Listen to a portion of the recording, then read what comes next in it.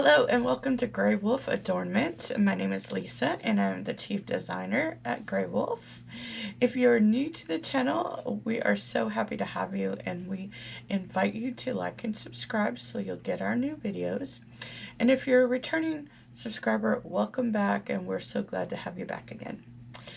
So in today's video, we are going to talk about amethyst, and we're going to talk a little bit about its history and its metaphysical uses.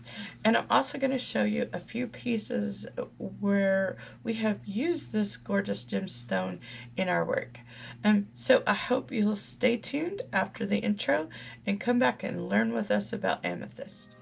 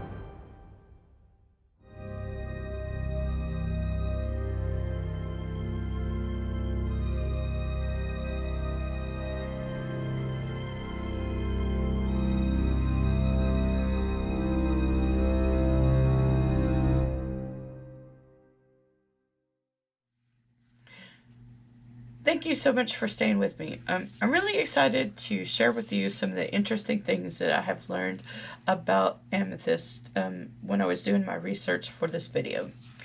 So the first thing let's just get the geological properties out of the way. Amethyst is a member of the quartz family. It contains iron and other trace minerals within its structure. And it has been irradiated, and that is what gives it its purple color and its the structure of its crystals.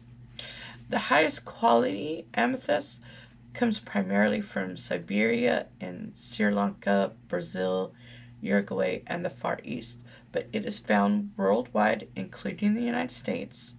And I also found out that we do have some amethyst deposits in West Texas, although they're not as high as quality as found elsewhere in the world. And West Texas is within driving distance to my house, so I am hopeful I can go out and find some places that will let you dig, and maybe I can dig up my own amethyst stones.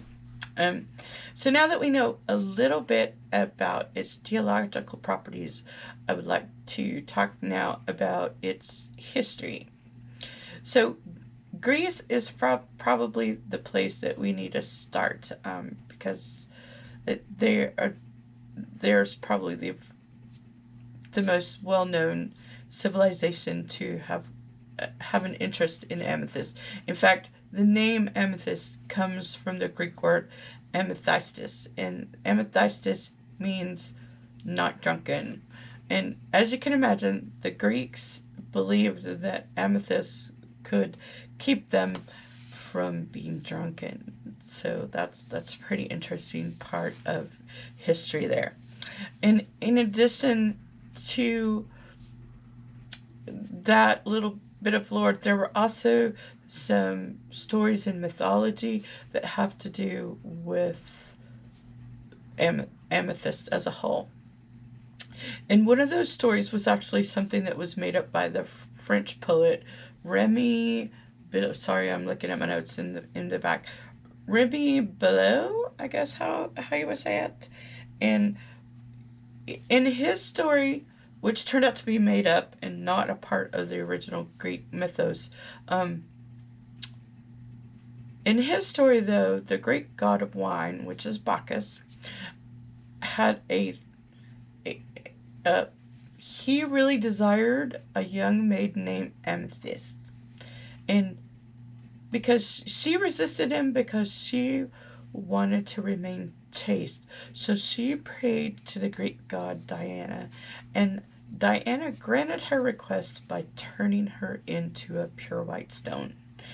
and and Bacchus was so impressed by her need to stay chaste that he poured wine over the stone as an offering to this young lady, and that's how amethyst gets its purple color. So I thought that was a really interesting little bit of Greek mythology, even though it's it turns out that that was kind of made up by somebody else. But there are other stories that have to do with Diana and Bacchus, and that perhaps do belong in the mythos and that are more ancient than that. But that was my favorite story that I found out there. If you're interested, just go check the internet and you can find all kinds of stories about that. So the Greeks were not the only ones that revered this particular stone. It was also used in ancient Egypt, and the Tibetans consider it sacred to the Buddha, so a lot of prayer beads are also made out of amethyst. And it also has a Christian connotation, in that it was one of the 12 stones that were in the breastplate of Aaron from the Bible. So in short, it has a place in many different histories across or many different cultures across the world. In our modern times, we still have some metaphysical uses apart from just the aesthetics of its color. Both the color and the stone have been used in the chakra system, and it has an association with both our crown chakra, which is right here in the head, and our third eye chakra, which is right here between the eyebrows. The crown chakra is related to our pituitary gland, and the third eye chakra is related to our pineal gland. And so this connection with the chakra system tells us that in a spiritual aspect, it can help us with our awareness, our intuition, all the clairvoyance, and just our spiritual connection to the universe. And so if you find that you have blockages in these chakras, wearing amethyst might help you clear those chakras. So that's one avenue of spirituality from the chakras. Now, I got quite a bit of my lore from the internet, but I also have several books, and I'm going to read from Crystals, Minerals, and Stones, and this is a book that I'll be putting in our lineup pretty soon. I'm just going to read to you from this book, and it says, amethyst stimulates the third eye and all 6 clairs: clairvoyance, clairaudience, claircognizance, clairsentience, and clairolfaction, and clairgustation. Now, some of these I'm not familiar with.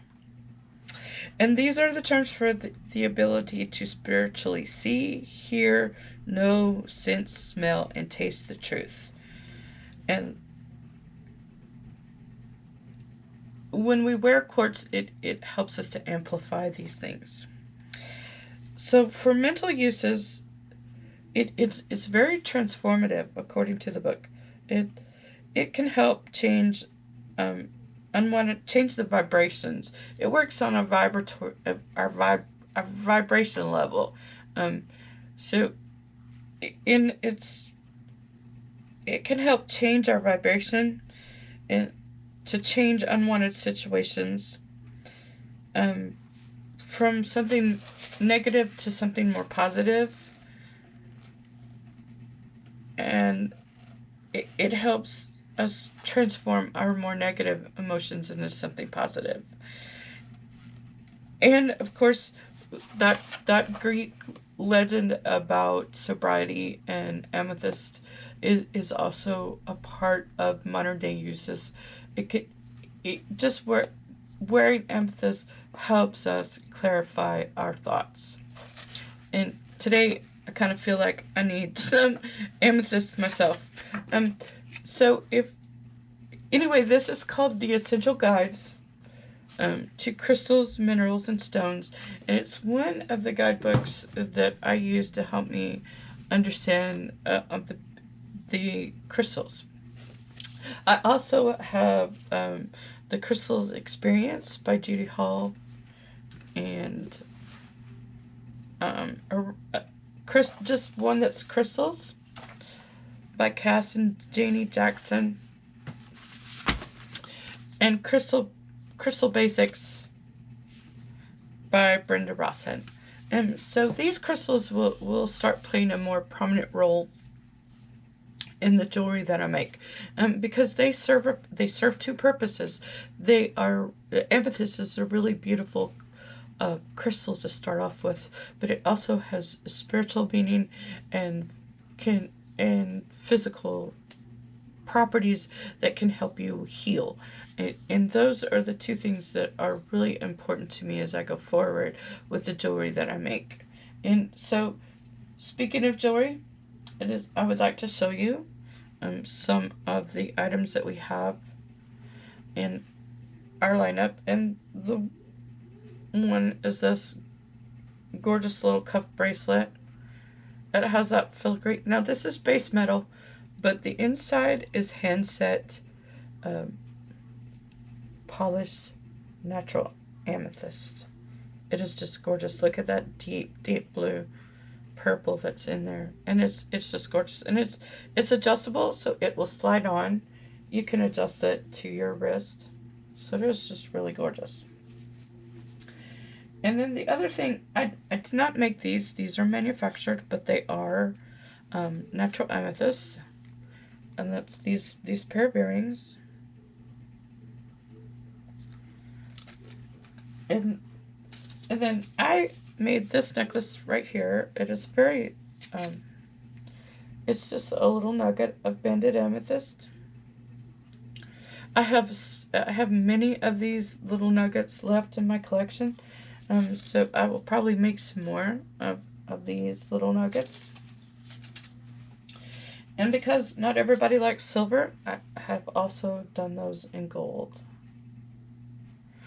So going forward, you can expect more of amethyst in our lineup, and I will hope that you will check it out. Our new website is greywolfadornments.square.site, and that is our free site that we are using until we grow enough to get our regular www.greywolfadornments.com back again.